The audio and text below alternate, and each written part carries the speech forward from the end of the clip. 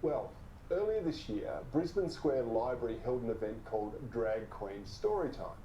It's a performance, purportedly a reading performance for children. But now, two of the drag queens are suing former leader of the Australian Christian lobby, Lyle Shelton, for daring to criticise the event. Lyle joins me now from Melbourne.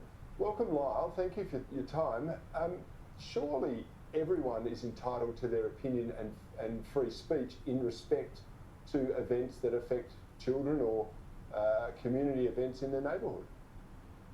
Absolutely, Cory. We have to decide as a nation, do we still believe in freedom of speech? Do we have the will and the courage to defend free speech in this country? I was simply writing a blog piece about my concerns about what I consider to be inappropriate role models for children, role models that model gender fluidity, which we know is harmful. The United Kingdom Tavistock judgment just the other week expressed grave concern about what these gender clinics are doing to children, and yet we have advocates of gender fluidity reading in our public libraries, and if you criticise that, they take you to court and want to get $20,000 off you and censor the rest of your blog posts.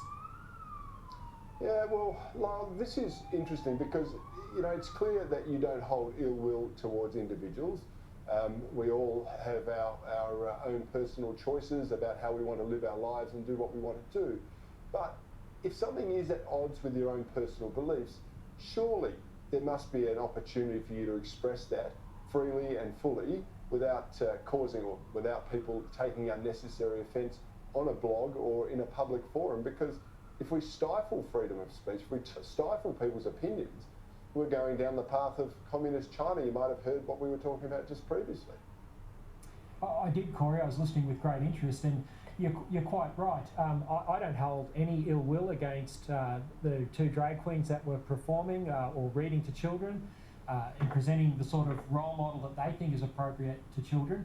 But I do have concern about their ideas. And in a free society, we have to be able to have the freedom to critique each other, to critique each other's public policy ideas, and particularly when it comes to children and what's appropriate for them. I mean, one of these drag queens, as I mentioned, is an advocate of gender fluidity. Her social media pages contained, very confronting images of young women who'd had their breasts cut off so that they could present as men. The other drag queen was the proud recipient, boasting about this on his social media platform again. He was the recipient of a X award from the pornography industry. Now, these are not the role models that I think that most Australian parents would deem to be appropriate, and particularly given the light of the Tavistock judgment a couple of weeks ago in the UK, which said that children under 15 are not competent to go onto puberty blockers, yet we've got drag queens reading to them in libraries to 6-year-olds promoting gender fluidity. I just think most parents would be very concerned about it. I think even more concerned that these people are using the law with taxpayer-funded legal services to silence free speech, and that's just not Australia. Yeah, I want to get to that in just a moment, but I mean, there would be many parents out there who would say, oh, this is just a bit of harmless fun, it's a bit of entertainment for the children. Have you actually heard from parents who are concerned about this, and if they're that concerned, surely they can just stop their children from attending? Well, that's true, and yes, I have heard from parents who are concerned. I wrote a follow-up blog post where some parents sent me some very confronting images of drag queens who read to children in Melbourne and Perth and Darwin. And again, these people's social media pages are not the sort of pages that any parent would want their child to be exploring, having had these particular individuals read to them. Now, sure, parents don't have to send their kids to this, but these are being done in public libraries, in council libraries all over the country, and it's being promoted as something that is now acceptable as a result of the same-sex marriage debate, of all things. Whereas I think if there are individuals in a particular community who want to conduct these events, well, let them do it in their own venues, not in public venues, and not have them promoted by the ratepayers of cities, whether it's Brisbane or Newcastle or Melbourne or anywhere else where these story times are occurring.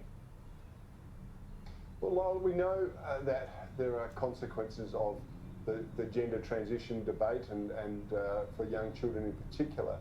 But there have been consequences for you in this, and you touched upon the state-sponsored pursuit of complaints against you, whereas you're left all alone. Does the state support your defence in these complaints against you? No, there's absolutely no state support at all. My opponents are funded by the, they use the LGBT legal service here in Queensland, which according to the annual report received $400,000 from the pockets of Queensland taxpayers over the last 3 financial years. My law firm, the Human Rights Law Alliance, gets no public funding. I just think, again, this is outrageous.